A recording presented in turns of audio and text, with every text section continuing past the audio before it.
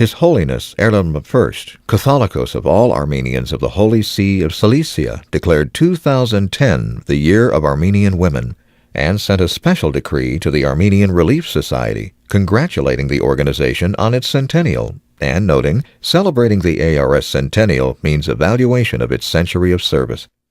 The ARS became a symbol of dedicated service, especially in the educational and social spheres of our life.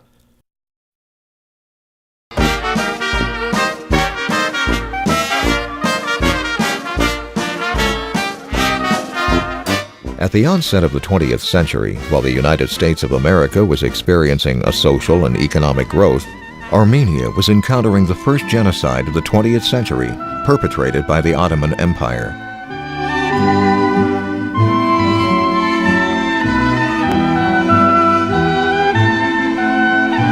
In 1910, Kachadur Malumian, better known as Agnuni, a young Armenian activist, took an arduous journey from Armenia to New York and established a humanitarian organization for emergency relief to thousands of Armenians in the homeland. That organization is today's Armenian Relief Society. After this heroic task, Agnuni returned to Armenia, and on April 24, 1915, on Red Sunday, alongside hundreds of Armenian intellectuals and activists, he was tortured and brutally killed by direct orders from Ottoman authorities.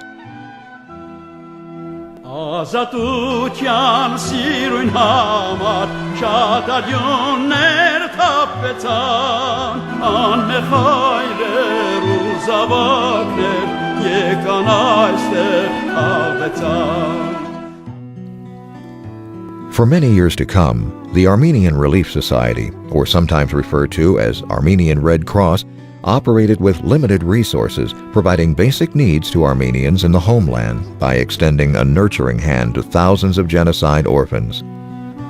Soon, ARS became an indispensable pillar of the Armenian diaspora by either mending the shortcomings of orphanages, schools, and medical centers, or by erecting such institutions from ground up.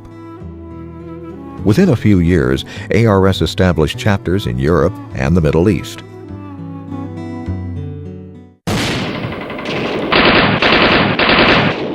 In 1945, at the extent of the Second World War, ARS, in collaboration with the Armenian National Committee to Aid Homeless Armenians, ANCHA, embarked on a monumental task of the resettlement of over 3,000 Armenians from Nazi Germany camps in Germany to the United States.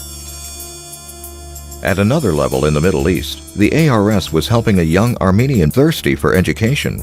When I came to Lebanon in 1949-50, it was ARS that helped me find a room and board. It's ARS assistance that helped me endure at least 1 year terrible financial deprivation by assisting me with payment of my rent, as well as lunch. In my autobiography, Road to Home, I describe the activity that 5 days a week ARS paid for my lunch and dinner until I found a job at Collège Arménien, where I became assistant to the director, whereby it paid me my room and board.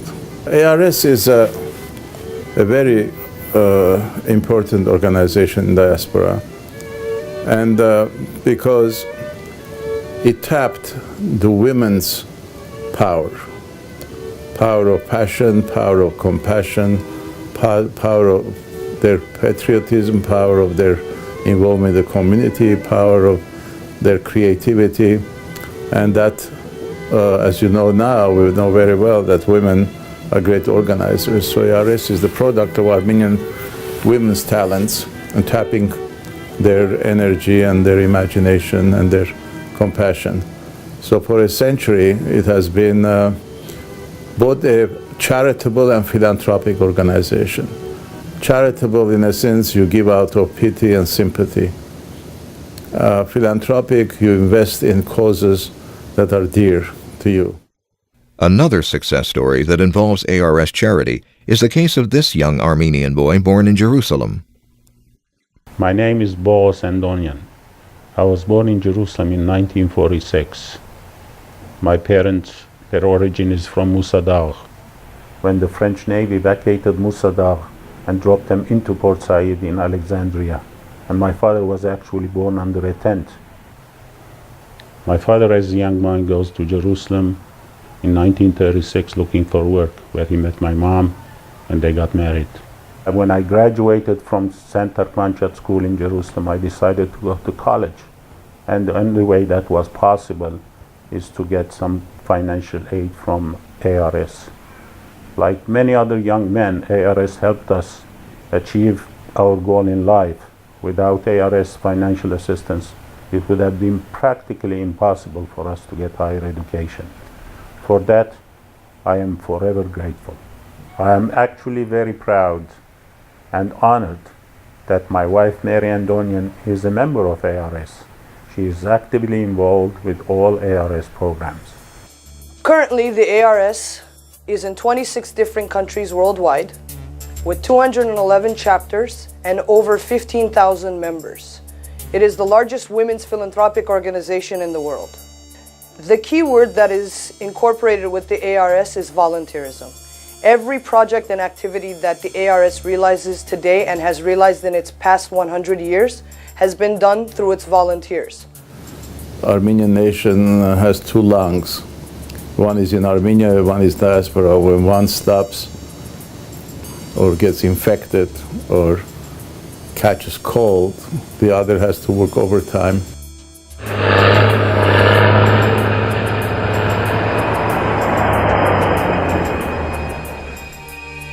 In February of 1998, the Karabakh conflict broke out, creating a harsh humanitarian crisis in the region. ARS took the initiative of spearheading a number of social and medical aid programs to Karabakh. A few months into the Karabakh relief efforts, ARS had to encounter yet another calamity, the earthquake that struck Spitag on December 7th of 1988, taking tens of thousands of lives and leaving behind thousands of injured Armenians in dire need for food and medical attention. And eventually, because of the high mortality rate of newborns and their mothers, the ARS decided to open up a mother and child clinic in Akhuryan and eventually a birthing center in 2005. This year is the 100th anniversary of the ARS.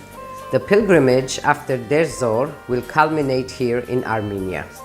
That's the decision of the ARS. Our ARS members will come here and there will be an accountability in this centennial. I can vouch that the accomplishments that ARS has fulfilled in Armenia are of high ethical values. But ARS has to educate Armenians, both here and abroad, that you are not just spending or collecting money, you're investing in the future of Armenia, an Armenian nation. That's going to be a tough thing to do, so that Armenian Relief Society of Armenia adopts it, absorbs it, and makes part of its own mission. So it's not an imported mission, but a homegrown mission. The Armenian Relief Society functions as a complex organization. The members operate through committees, and then collectively the committees, the regions, and the executive cabinet work together, and they put on programs for the needy, the students, the elderly, and the youth, and we assist the community both locally and globally as well. One of the many ARS programs is the Sponsor a Child program. This program caters to over 7,500 orphans in Armenia and Artsakh. The Sponsor a Child program was spearheaded by ARS Central Executive Committee in 1992 as a means of nurturing and educating over 7,500 orphans during the earthquake of 1988 and the Artsakh War. We have sponsors from 23 countries, including Armenia. We're no longer talking about soup kitchens for refugees or rent for asylum seekers, but we're talking about building a community here and community in Armenia.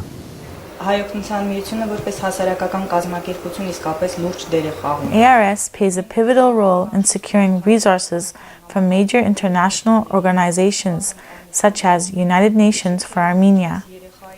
A considerable bulk of our work focuses on children's issues in Armenia.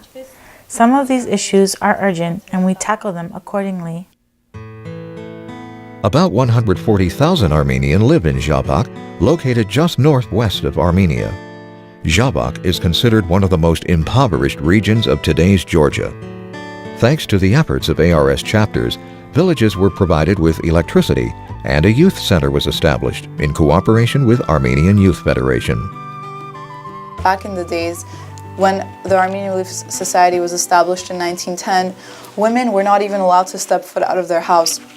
So it was a drastic change in that collectively the women got together and they fought for what they believe in, and they stood up and they fought for their cause. It's a remarkable thing that a century of female power has been able to accomplish so much in a society which often has been chauvinist, male chauvinist and others. But Armenian women have done tremendous accomplishments in this, and one of them. We see our grandmothers, our mothers, and ultimately our ancestors who have been so active in this organization, and all it does is motivate us to continue with their footsteps, to continue being the humanitarian organization that has contributed and benefited from so much. And I'm just so honored to be a part of this organization, and I cannot wait to continue what everyone, my ancestors, have started 100 years ago.